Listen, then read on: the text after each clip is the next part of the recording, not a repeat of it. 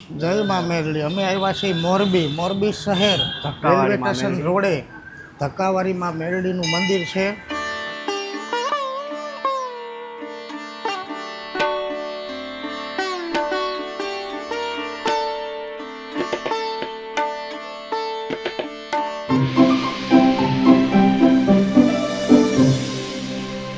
હવે અમે આવી છીએ મોરબી કોઠાવાડીમાં મચ્છો અને ધક્કાવારી મેરડીમાના મંદિરે. જય મેરડીમાં, જય ધક્કાવારીમાં મેરડીમાં. સૌ પહેલા ધજાના દર્શન કરી લ્યો. ધજાના દર્શન કરીને આબરૂના ધજાગરા ન થાય, એ ધક્કાવારીમાં મેલડી. જય માં મેલડી વીજળી. જય માં મેરડી. અમે આવ્યા છીએ મોરબી શહેર રેલવે સ્ટેશન રોડે ધક્કાવારીમાં મેરડીનું મંદિર છે અને એકદમ જાગતી દેવ છે અને મનોકામના બધી પૂર્ણ થાય છે. અને અહીંયા છે ને માનતામાં તાવો ચડે છે. અહીંયા બનાવો અથવા ઘરે બનાવીને અહીંયા ધરી જાવ તો પણ ચાલે, પણ અહીંયા સારાથી પહેલા આપણે મેરડીમાના દર્શન કરાવી દઈએ, પછી આપણે તાવો ને બધું બતાવીએ અહીંનું.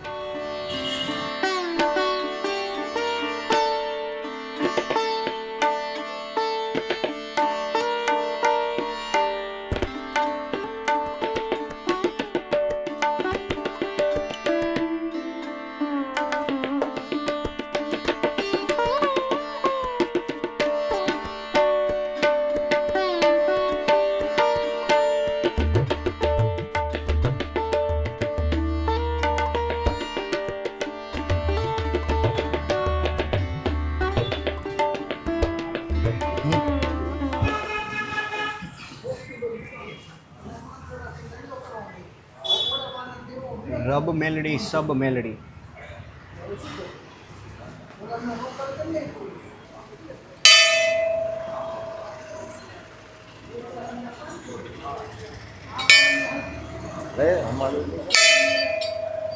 હાલો.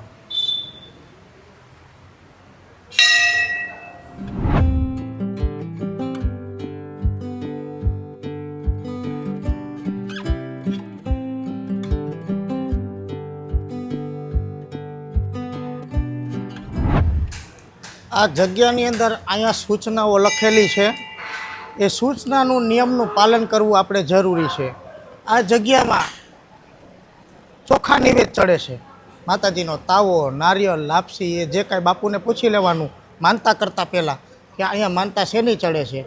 બાપુના અને મંદિરના જે નીતિ નિયમ છે એ મુજબ અહીંયા પ્રસાદ ચડે છે. આગળ જઈએ, આપણે અહીંયા તાવાની ચોયલું છે એ બતાવી દઈએ.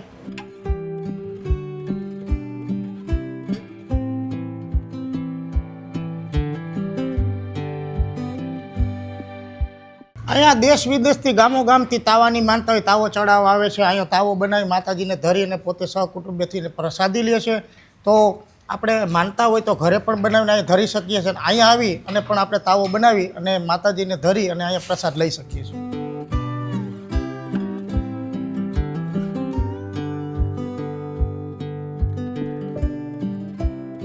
આ છે ધક્કાવારી મેરડી માતા મંદિરના પૂજારી. અને બાપુને ઇતિહાસની અમે વાત કરી એટલે બાપુ ખાલી સેવા કરે છે, પણ બાપુએ કીધું કે ઇતિહાસ બહુ જૂનો છે પણ સાચા ઇતિહાસની કોઈને ખબર નથી કે ઇતિહાસ શું છે. પણ જે કાંઈ નીતિ નિયમ છે અહીંયા આવીને જાણી લેજો. અને એકવાર પધારો મોરબી શહેરમાં રેલવે સ્ટેશન રોડ ઉપર. મંદિરનું નામ છે ધક્કાવારી મેરડી.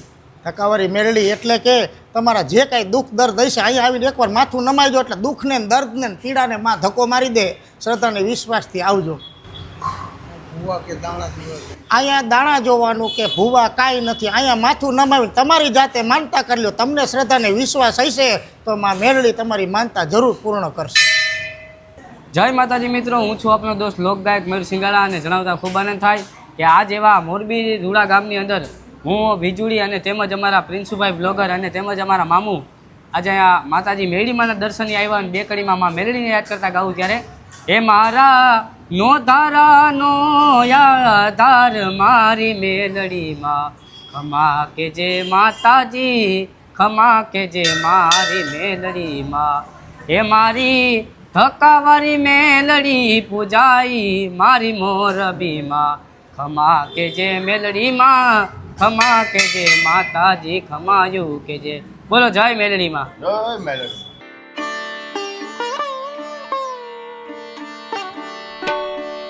ધક્કાવાળી મેલડીમાંના દર્શન કરીને હવે ટોળકી નીકળી છે કોઠાવાળી મચ્છોમાંએ. આપણે 3-4 મહિનાથી વાત હતી મારી ને મામાની કે કોઠાવાળી મચ્છોમાંએ અમે ચોક્કસ આવશું દર્શન કરવા. તો ફાઇનલી આજે મચ્છોમાંએ હુકમ કરીને બોલાવી લીધા છે. અમે આવીએ કોઠાવાળી મચ્છોમાંએ દર્શન કરવા માટે. જય મચ્છો.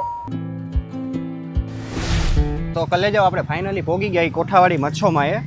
હું ને વીજળી અને મામા આર્યા મારી પાછળ જ છે. શું વાત હતી મામા આપણે? અમે આ ઓલી ડ્રીમ પૂરી કરી પછી અમે વચમાં સીધા અહીંયા આવવાના હતા, એટલે હવે દર્શન કરવા નીકળ્યા એટલે સીધા અહીંયા આવ્યા અને હવે અમે જઈએ છીએ મચ્છોમાં દર્શન કરવા નદીના કાંઠે. અમારા ભાઈ કહેવા કે હારે વીજળીએ પણ જેમ અમારી ટીમમાં મામા ભેગા છે એમ અહીંયા કોઠાવાળી મચ્છુમાનું મંદિર છે, ત્યાં પુણ્યા મામાનું મંદિર પણ છે. તો આપણે માતાજીના અને મામાદેવના દર્શન કરશું. અમે ગેટ સુધી પહોંચી ગયા છીએ. જો અહીંયા ગેટ છે, હાલો અહીંથી હવે એન્ટ્રી લઈ લઈ. લીલા નેજાનું ધરમ એટલે કોઠાવાળી મચ્છો. જો આ રહ્યો લીલો નેજો. લીલા નેજાનું ધરમમાં કોઠાવાળી મચ્છો, બધાનું ભલું કરજે માં. અને મિત્રો આ રૂટમાં ગમે ત્યારે નીકળો, મોરબીથી કચ્છ બાજુ નીકળો તો રસ્તામાં મોરબી શહેર આવે. મોરબી શહેરની અંદર ગમે ને કહેજો કે અમારે કોઠાવાળી મચ્છુના મંદિરે જવું છે, એકદમ મચ્છુ નદીના કાંઠે આ મંદિર છે. તો ગમે ને પૂછી અને એકવાર ચોક્કસથી દર્શને આવજો. જય માં મચ્છો. કોમેન્ટમાં લખવાનું ભૂલતા નહીં, જય મચ્છો.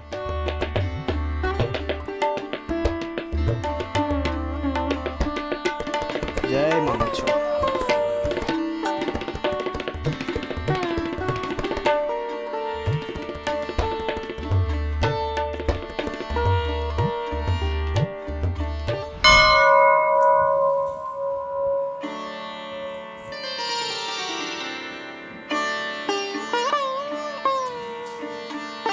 તો મિત્રો આ છે મોરબી ગામ, મચ્છુ નદીના કાંઠે માં મચ્છુનું મંદિર. ઇતિહાસ તો બહુ જૂનો છે, મંદિર પણ જૂનું છે, પણ ઇતિહાસની આપણે પૂરી ખબર નથી. પણ અમારા યુટ્યુબના માધ્યમથી તમને મચ્છુમાના દર્શન કરવા માગી છીએ. અને આ વિસ્તારમાં આવો તો ગમે તેને પૂછજો કે માં મચ્છુના મંદિરે જ આવવું છે, એટલે તમને રસ્તો બતાવશે. 3 મહિના પહેલાં વાત હતી મારી ને મામાની કે અમારી ટ્રીપ પૂરી થાય ને એટલે અમે મચ્છોમાના મંદિરે દર્શન કરવા આવશું હું ને મામા જોડે. પણ ભાગી એટલા સારા કે ભેગી વીજળીએ છે અમારી યારે. અને જેમ અમારી ભેગો અમારો મામો છે ને એમ આ મંદિરમાં મામા છે. પુનિયા મામા. મચ્છુમાનું મંદિર છે, બાજુમાં પુનિયા મામાનું સ્થાનક છે. બેય દેવ જાગૃત છે. એકવાર આવીને માથું નમાવજો, તમારી મનોકામના પૂર્ણ થશે.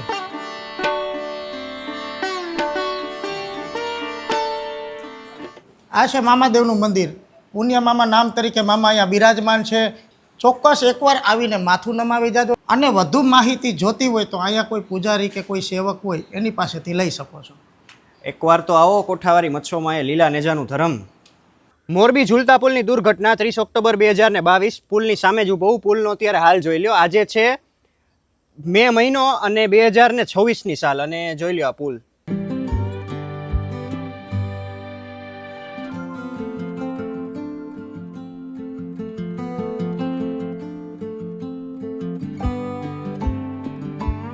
દુર્ઘટનાના આજે લગભગ 4.5 વર્ષ પૂરા થઈ ગયા, છતાં પણ એ દ્રશ્યો ક્યારેક સામે આવી જાય તો આંખમાં આંસુડા આવી જતા હોય. હું અત્યારે આવ્યો તો કોઠાવાળી મચ્છોમાં, એ મારી પાછળ લીલું નેજું ફરકે માતાજીનું જોઈ લેજો. તો ફાઇનલી આ મારી ટ્રીપ તો અહીંયા પૂરી થઈ છે.